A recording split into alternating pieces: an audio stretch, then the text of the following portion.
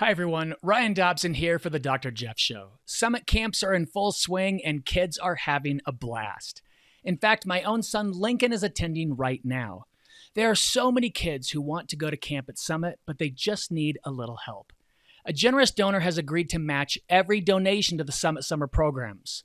Will you help a child learn the foundations of a Christian worldview at Summit?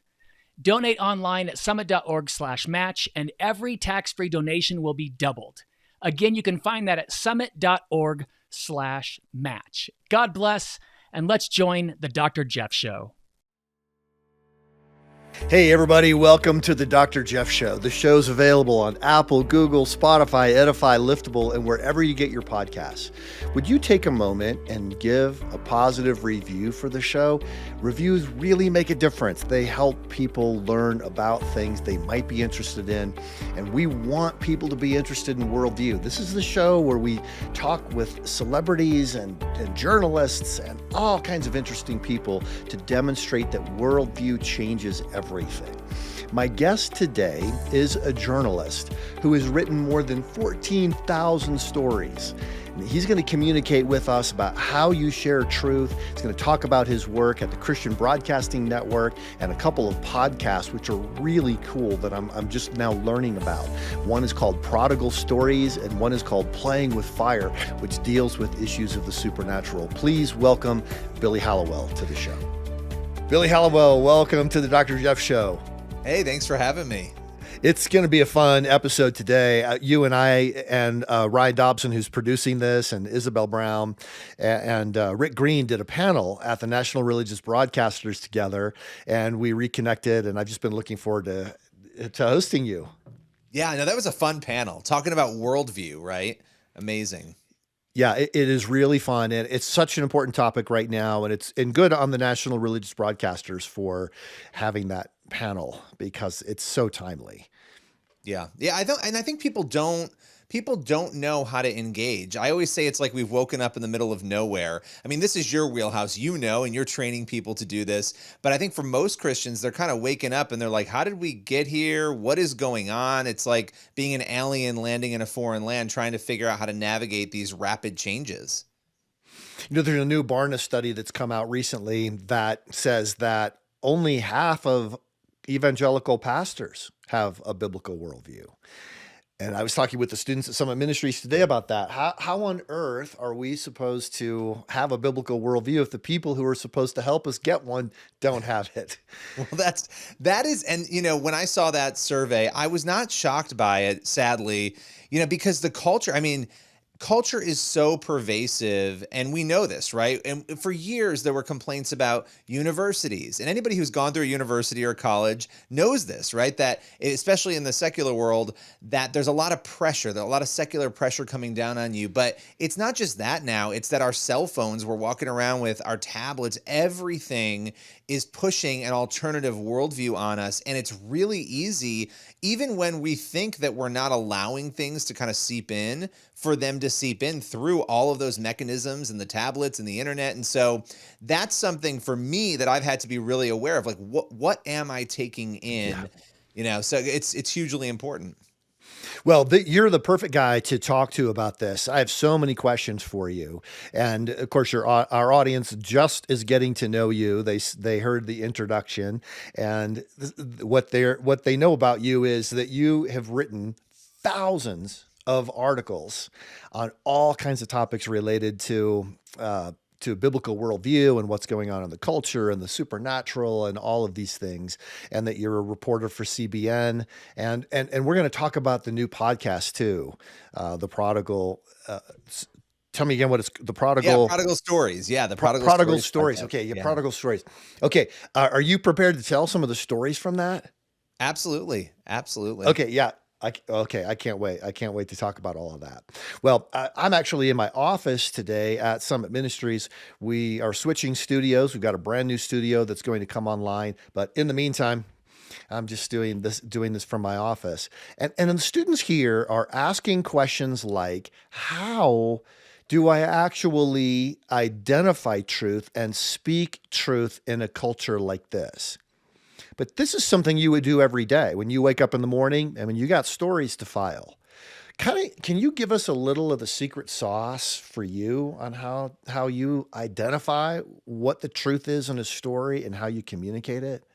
Yeah, unfortunately, the world we're living in now, I launch with unfortunately, I often find myself when I'm looking at the mainstream media, so media outlets that are not faith-based outlets, I often am looking at what are they not covering? What's not there, right? And it's crazy because you can be reading a story about a mass shooting or some horrific event, and you could go 5 paragraphs down, 7 paragraphs down into that story, and you'll realize that that's where the nugget is that a faith audience is going to care about. That's where the truth of the story is, right? Everybody's fighting about gun control, but what is really going on at the basis of that story?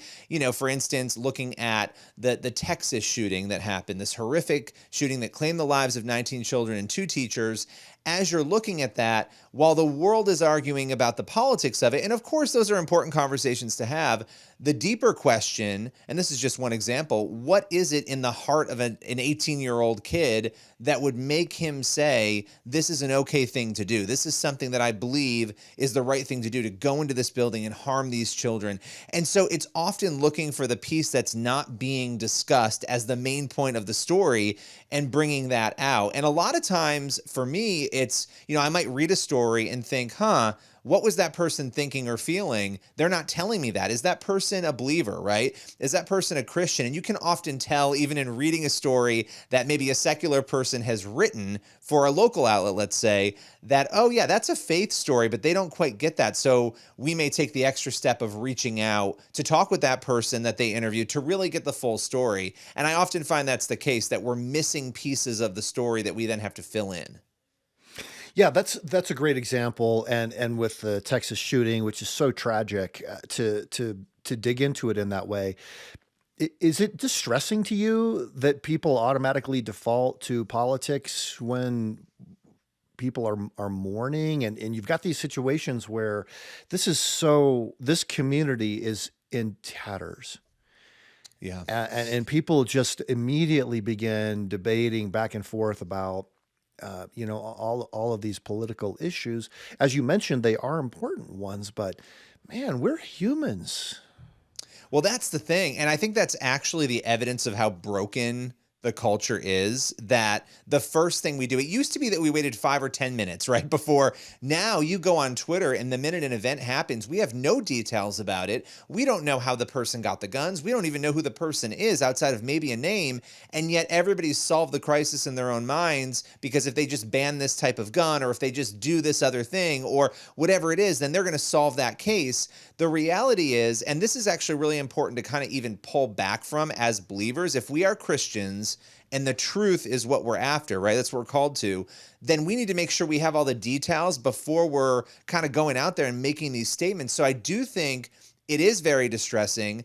And it doesn't mean, now I'm not saying there aren't things we don't need to talk about. I think part of having humility as believers, and this is hard, it's hard for me as a person who is more conservative and who is a believer, to come in and say, I'm going to listen to the other side. I'm going to sit down and talk. But we have to have that humility to do that. We may walk away and say, look, we're not going to change our perspective on it. We don't think there's some law, but that shouldn't be our first point of contact in addressing something. The first point should be mourning for these people. How can we help them? And I have to tell you, the thing that I have found, and I understand where the argument is coming from, and anybody who is watching or listening to this, they're going to experience this, and they probably already have. An event happens.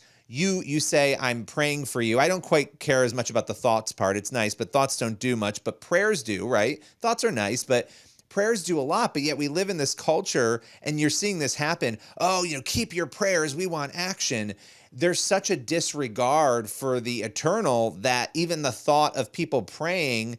And by the way, the reason people pray, and we know this as believers, it's not just like we're praying so that magically these events will stop happening. Of course, we want God to turn the hearts of people away from doing these sorts of things, but we're praying for those victims. We're praying that God would give them peace, for their families, for those that love them. And I think, I don't want to go off on a tangent, but I think there's so much lost in our culture that the reaction to these events actually shows us how far we've fallen. It really does reveal somebody's worldview. The very first thing somebody says about something tells you what, at the core, they think we were made to do as humans, what our problem is, and how it can be solved. Yeah. Yeah. Well, I think that goes back to this material obsession, the obsession with the here and now, right? Of course, your go-to is going to be, if everything in your life has a political solution or a material solution, right? And we could talk about every issue on the face of the earth from abortion down the line. If everything has a material solution, or you're the person who gets to, you're your own God, so you get to make the rules, you get to make that decision. Well, of course, the first thing you're going to do is go to gun control right away. Again, I'm not saying we don't need to talk about these things, but what I am saying is that we should be leading with our faith first, but that's not where the culture is. And so we have a lot of dysfunction in even how we spread information and share information. You can't even get the information out there because that bias is so strong that it actually prevents, I think, a real processing that needs to happen with the emotion of these events. Yeah, that's so good. Billy, one thing I love about your story is that you began writing and became a journalist and doing a lot of things when you were young. So we've got students at Summit Ministries who are 16 to 22 years of age, and you were in that range. You were a young guy when you started writing. What was your inspiration? What made you want to start communicating in that way? Yeah, I love that you asked that because I often forget about this. And I think it's so important with younger people that we're pouring into, and that's what Summit does, that we're pouring into people, because I was 15 and the Columbine shooting happened. I mean, here we are talking about this example of a shooting. The Columbine shooting happened. I will never forget it. I was homesick from school, 15 years old, a freshman in high school myself. I had just turned 15. And I remember watching it on TV, like the rest of the country, and being horrified by it and thinking, what could I do? What can I do, as a 15-year-old to try to stop something like this? And so I tried to start a TV show locally. I tried to do a bunch of different things to get teenagers talking. But one of the things that was suggested to me by a producer was to launch a website. And so that's what I did. And this website dealt with, and at the time I was a Christian, I grew up in a Christian home, but it wasn't a faith-based site. It dealt with violence, things like Columbine, and discrimination, the way we treat people, right? Those were the two issues that I was tackling. And I won't bore you with every detail, but that really grew into, by the time I was 18, I was writing very regularly on these issues. I had a column at age 18, and I went to school for journalism. It really led me into all of this. And it took me a while, to be honest with you, to realize that the faith that I had been brought up with and that I believed in my head, it hadn't quite gotten into my heart yet, was going to come together with media, and that God was going to use that in my life and allow me to tell stories. But yeah, I started really young, and it was an event just like this that sort of sparked that for me. Yeah. So how did you approach it? I'm thinking of young adults who are thinking probably not interested in a career in journalism necessarily, but they absolutely want to be people who communicate the truth. I mean, when you look back at that time, let me ask it this way: when you look back at that time from where you are now, what would you say to a young adult about using the platforms that they have to communicate truth? Yeah, I think that when I look back, there's a lot of things I would do differently now when I look back, even throughout the first until I got into my I'm 38 now, until I got into my 30s, there's a lot I would do differently in my 20s.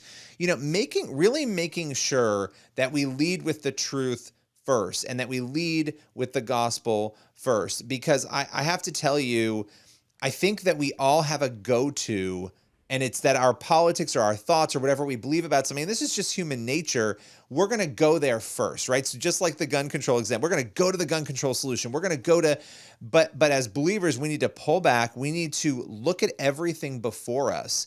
And I don't care if somebody wants to be a journalist or if they want to be a business owner, whatever they want to do. Right now, we are living in a culture of chaos and confusion, and that chaos and confusion really is a lens that kind of overshadows everything. And if we're not careful and we don't understand the information and how to take it in, and when I say the information, I mean no matter what it is we're looking at, always ask yourself, and I think this is the most important question as a Christian for me now, what am I not hearing, right? I know what I'm hearing. I know what this person is telling me. I know what this story is telling me. I know what I'm seeing here, but what's missing? Because very often, going back even to the earlier example of how I find stories, the thing that really matters often is the thing that's missing. And that's what we need to be called to fully have that information I don't know if that fully answers your question, but I think for me, that is something that's been so important in every area of my life as a believer. And that's where I learn the most too about what it is I actually believe. Yeah, I think that makes a lot of sense. I think it'd be helpful if we had some examples. Let's say you've got, I know you get assignments. Your network says, this is the topic, this is what we want you to focus on. But let's say you are just going through the internet and thinking, wow, I'm going to write something here. What's my topic and how do I approach it? Can you give us a couple of examples of how you do that? Yeah, I mean, one thing that I will do is let's say a topic comes to me and I'm looking at this subject and I'm reading one story about it. Because usually that's what happens. Somebody shares a link or you see a link. Okay, I see that Nancy Pelosi was denied communion, right? Okay, so I will then go through every single story that I can find that is out there on that, honestly. And I know that that sounds time consuming. It's not. You do it quickly, you go through, and I will look at everything. I want to understand every part that's available. And then I want to think through, well, what wasn't available? What else could be here in this story that I'm missing?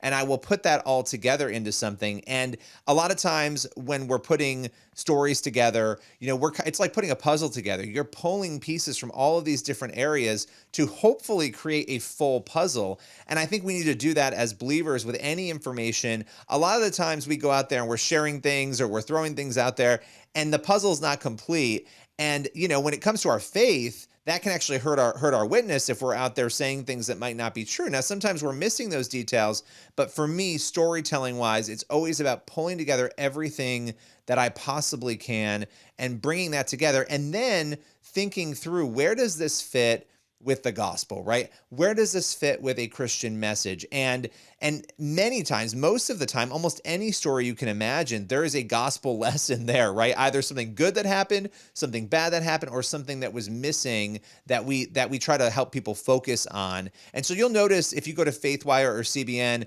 at the end of stories, we'll often talk about that. Here's what the Bible actually says about this topic, and we'll present that.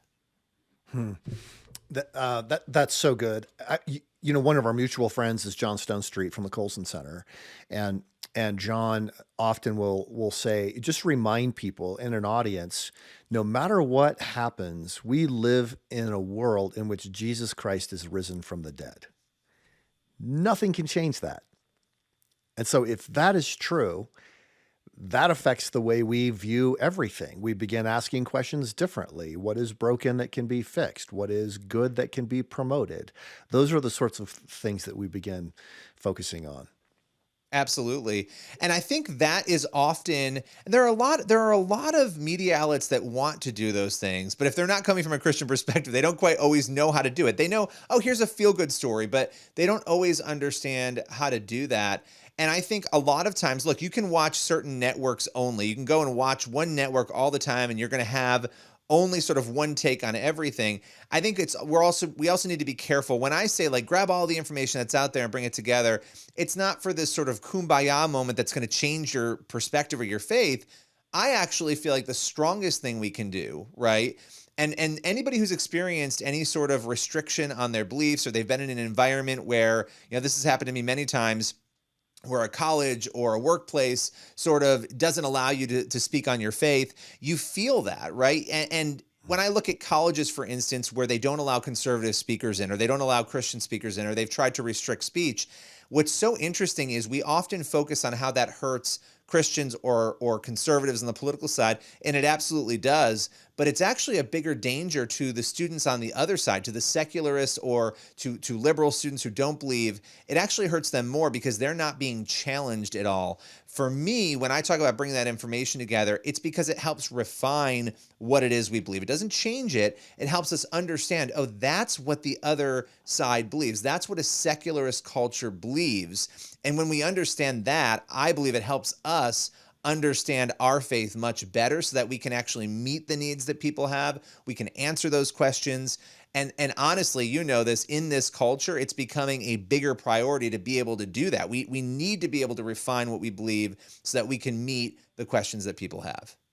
Yeah, this is really, really important. And meeting those needs, that's such a great emphasis, because what we're not talking about is saying, here's the issue of the day, and now let's talk about Jesus.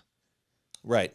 Well, yeah. And I think too, I mean, look at what's happening right now in this country. The world, again, and it goes back to everything we've talked about with gun control and all these other issues, they see everything in a vacuum, right? As Christians, we see everything as connected. We understand what's going on.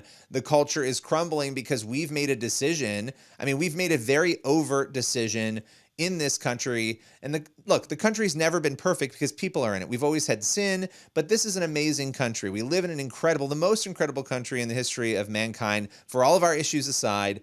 And, we see as believers what is going on. We've said to God, we don't want you here. We're done. We don't need you. We're going to be our own gods. I mean, you look at the statistics that are coming out from Barna, and these very well. Even back in 2016, the majority of Americans were saying, you know what? Whatever you believe is true is your truth. And whatever cultures want to come up with, any culture, they can make up whatever truth they want it to be, and that'll be the truth. Well, this starts getting really complicated when you start asking questions like, okay, well, you say any culture can just decide what they believe is moral. How about ISIS? Do they get to decide what they believe is moral and that's their truth? They can just say that women have no rights, or they can kill Christians, when you start to take these ideologies that they're like Hallmark card lines, right? Oh, believe whatever you want, say Right. whatever you feel. But when you start to actually, it's impractical, right? I mean, it's insane when you boil it down. Mm-hmm. Yeah, that's powerful. I think at Summit, I always try to, I'm usually the first speaker. So these students are here for 2 weeks. Some of them know what they're getting into, some don't. But I try to find that common thread of where they are in the culture right now, and then use that to bring up issues of truth. So, for example, this last session, I started off with, we are in a very difficult moment in our culture. And people aren't sure what's true, but we all have to ask and answer the question, how do we find meaning in a fleeting life? And I said, I know the statistics about your generation. 75% in your generation say they do not have a sense of purpose that gives them meaning in life. 53% say they regularly struggle with anxiety and depression. In my generation, number one fear, Chapman University always lists out all these fears, which sounds obsessive in a way, but it's always interesting. My generation's number one fear is government corruption. I said, your generation's number one fear, according to the surveys, and they already know what it is, being alone. It's number one fear, being alone, being isolated. And we have the most connective devices in the history of man. Think about this. And it's insane. We have Facebook, we have Twitter, you and I are in two different locations talking right now. Anybody can do this around the world, and yet this generation being brought up in these technologies is the most isolated and fearful of being alone. How sad is that? Yeah, it's sad. And you could see the effects on their psychological health. Mental health issues are hugely significant. And if they're not struggling with it personally, they have a very close friend or family member who is. And that's a great place to start. So is there truth in a world like this? Does it help us to say truth is whatever you want it to be? Does it help us to abandon the idea of seek the truth and accept instead speak your truth? So it's what a fascinating time to be writing and thinking. It is. And I think too, I've often encouraged people not to be antagonistic, obviously, but to ask important questions. I think a lot of times we get sort of sidelined or cornered as believers because the culture at this point, they've moved on, they have different viewpoints, and we're the strange aliens now, right? It went from sort of like the majority view on a lot of different issues within a couple of years to, wow, you guys are strange and I don't quite understand why you believe what you believe. And so we often find ourselves responding to questions rather than asking questions. And it is really interesting. And so I encourage people, ask questions back to people when they're asking you questions like, well, do you hate me because you don't agree with this lifestyle? Or do you, I would always ask, and I have asked people back, well, you don't agree with my Christian worldview. Do you hate me because of that? It's really interesting when you start to ask those questions back. Again, not to be antagonistic, but to actually help people think and understand. If you're asking me or you're treating me as though I hate you because we have a difference of opinion on sexuality or any issue, right? Any biblical issue, well, then if I go back to you and say, well, do you hate me? And there may be some people who do, but the vast majority don't. And they would say, well, of course not. We just disagree. And so sometimes that's a starting place of understanding. Yes, we have a disagreement in worldview. this is my worldview, and here's where I stand, and this is why I believe these things, because I follow Jesus.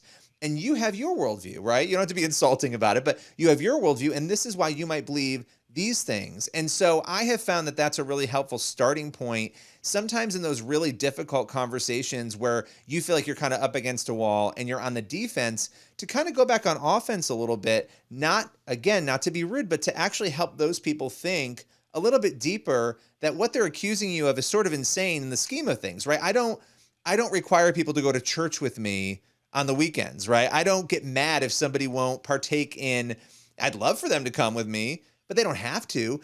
And so, but yet when you flip it around, if a Christian doesn't agree or do the things that people want them to, they are treated as though they're being hateful. So anyway, I don't want to belabor that point, but I think it's actually important to ask those questions back.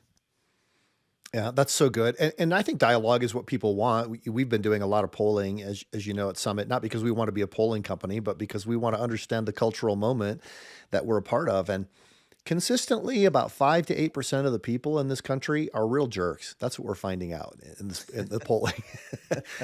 Sounds about right. That's about. They think that anybody who disagrees with them, they should cut them out of their lives. They think that no one who has a religious viewpoint should be allowed to express it publicly. I mean, they're just real. They're real jerks.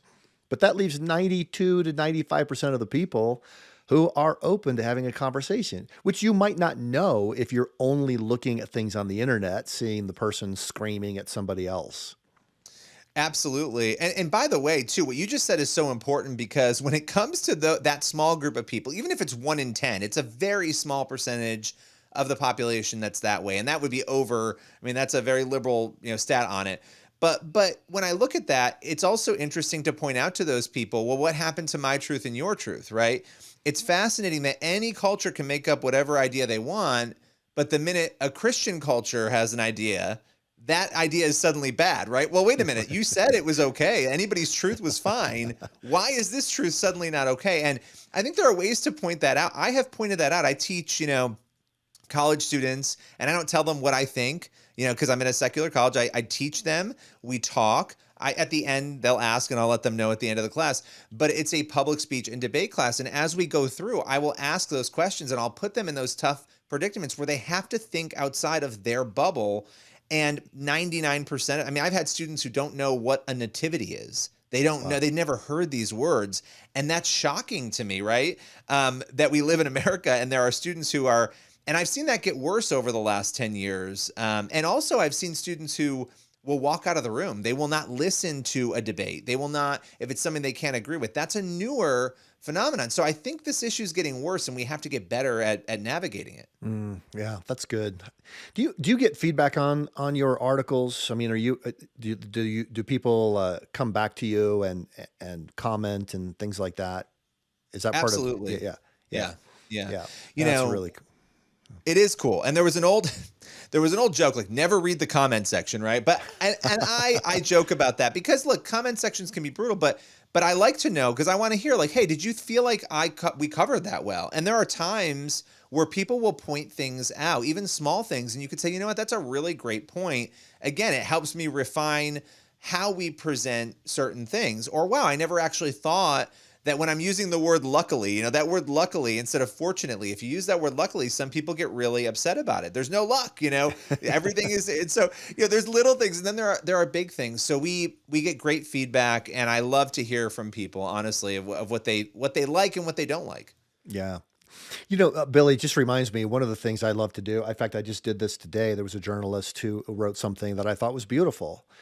And so I commented, I said so.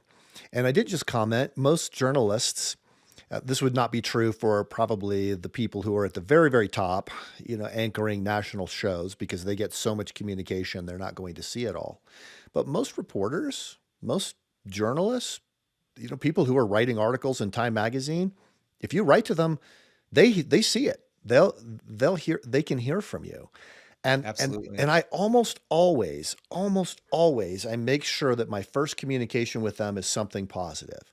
I saw your article on such and such. I thought the story you told here was beautiful. And that's it. Then if they write back, then it opens a channel of communication. Journalists are real people, and you can, as an everyday person and as a reader, you can influence how they see things. Hey, you may not have considered this viewpoint, but I know some people believe this.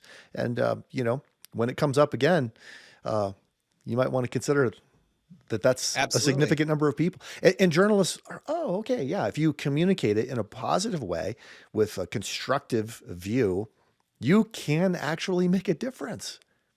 Absolutely. It's so great that you said that. One of the things, I wrote a book called Fault Line a couple of years back, and it was about culture, and it was about media, Hollywood, and universities. And as I was going through and looking at those three areas, it was really striking to me because for years people told me there's no bias in these arenas. And it's an insane claim. There's so much bias in each of those arenas. The troubling part about Hollywood, media, and universities is that outside of the church, if you're not going to church or you're not involved in church community, all of those arenas are rabidly secular. And it's gotten even worse since 2016 when that book came out. And so if you're being raised up by those three arenas and that's it, and you don't have that solid biblical worldview, you're going to see the world through a very specific lens. But in that and in understanding that, it became very clear, and this is controversial, some Christians don't agree, and that's fine, that as Christians, we've also pulled out of those arenas. We are not as present in those arenas, right? We're not in media. We're not in Hollywood as much. And that's changed a little bit as well over the years. Some of that's changing and evolving. But my point is, you writing those emails, you engaging, and I would encourage everybody to do that.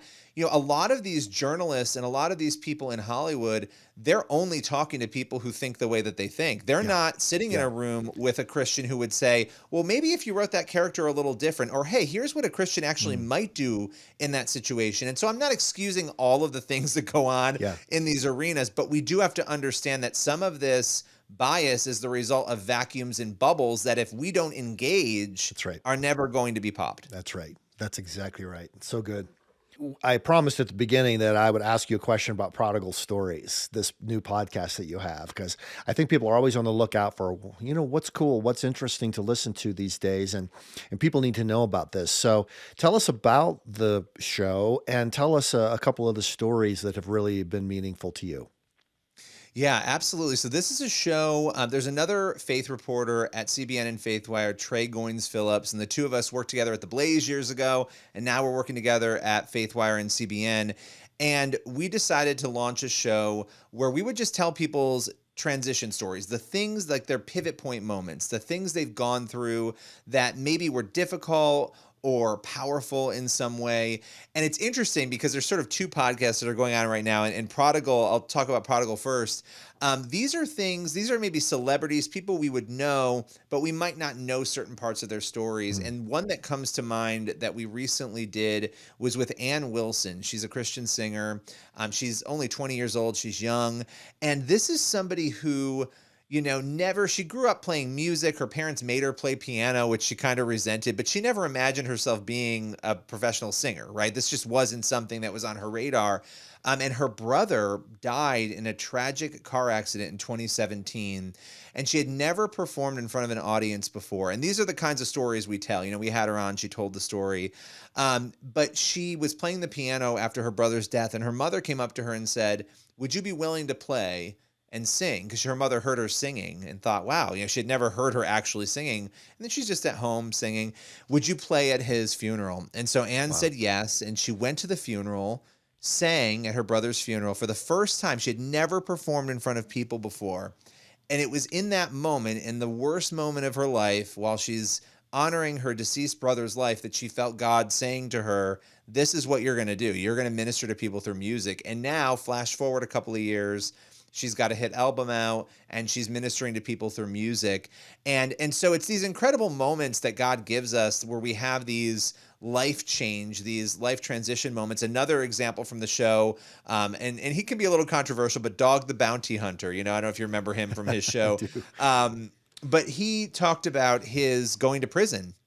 He had charges in the 1970s, went to jail. And after coming out of jail, he was kind of brought up in the church. His mother, while he'd sleep at night after getting out of prison, his mother would play the audio Bible. She'd turn it on after he fell asleep. She'd play it in his room, and he'd wake up and the Bible would still be playing. And he's like, "Mom, what are you doing here? Like, what's going on?" But he had two choices: continue in this life of crime, or surrender, to Jesus. And so he talked about that transition in his life. And so those are the kinds of moments we cover.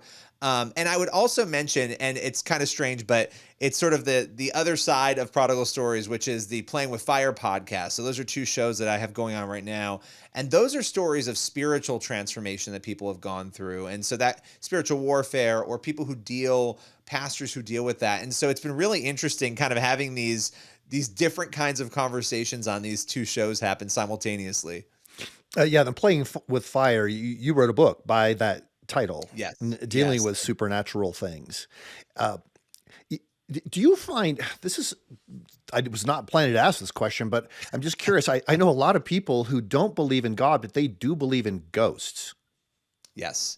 Yeah, this is really interesting. And I would actually say, and I'd love to hear feedback after this episode from people who agree or disagree, that this topic of supernatural, and I'm going to throw ghosts in with that, because I think people think they're dealing with ghosts. They're really dealing with evil generally. But this topic is discussed more in pop culture and by Hollywood than it is in some churches. And that's been really interesting. And actually, I wasn't going to bring this up either, but as we're talking about the young generation, 53%, there's at least one survey showing that 53% of people between the ages of 13 and 25 are playing with tarot cards or using some other spiritual device to try to fortune tell. And so you have this really strange dynamic. There's a vacuum that we talked about, right, of pushing God out, and yet people are scrambling to fill these voids, and they're doing it in really interesting and unfortunate ways.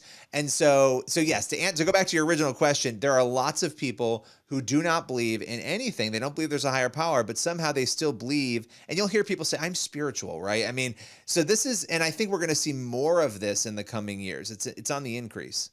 Wow. Just because I want to sort of bring a closure to that topic. You've brought up something that's hugely important, and we probably need to have a whole show on that.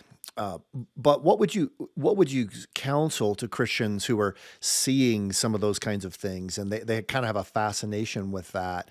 What's a good guideline for staying close to the truth?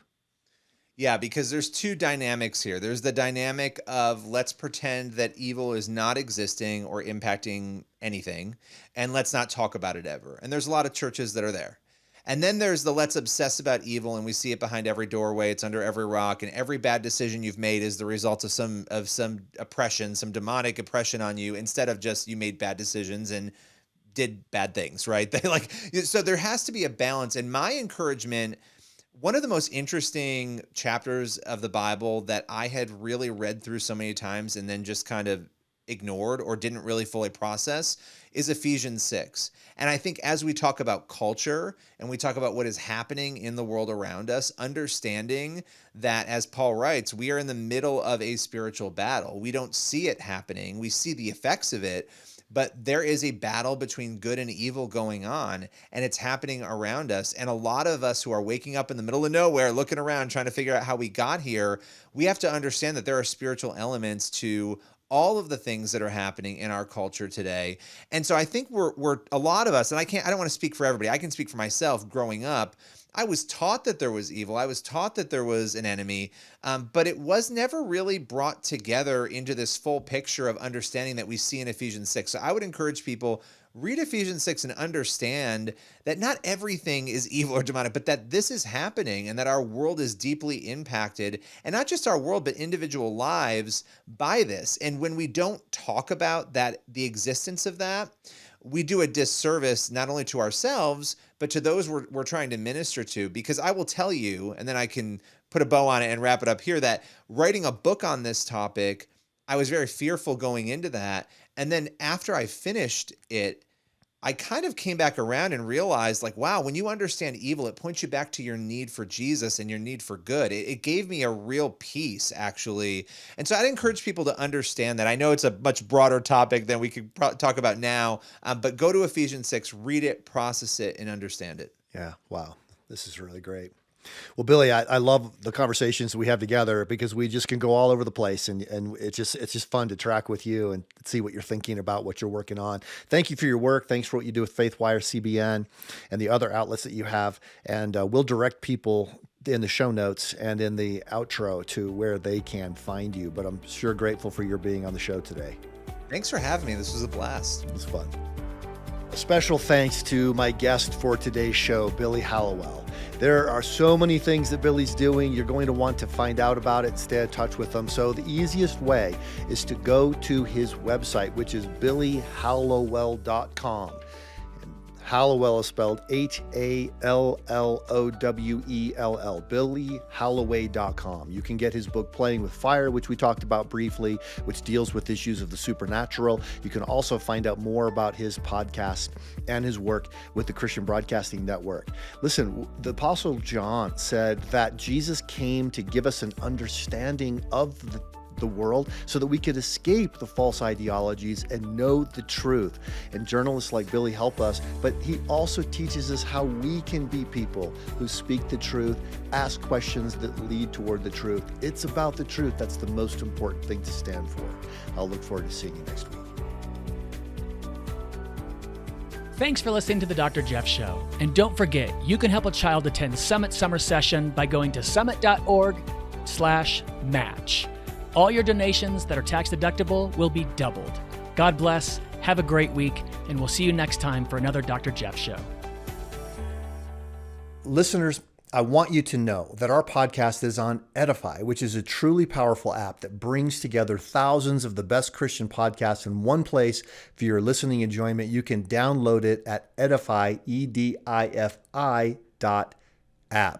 Be sure to share this show if you have enjoyed listening to it. And leave a review, if you would, on the site where you download the show. That helps more people know about the Dr. Jeff Show. And I'll look forward to seeing you next week.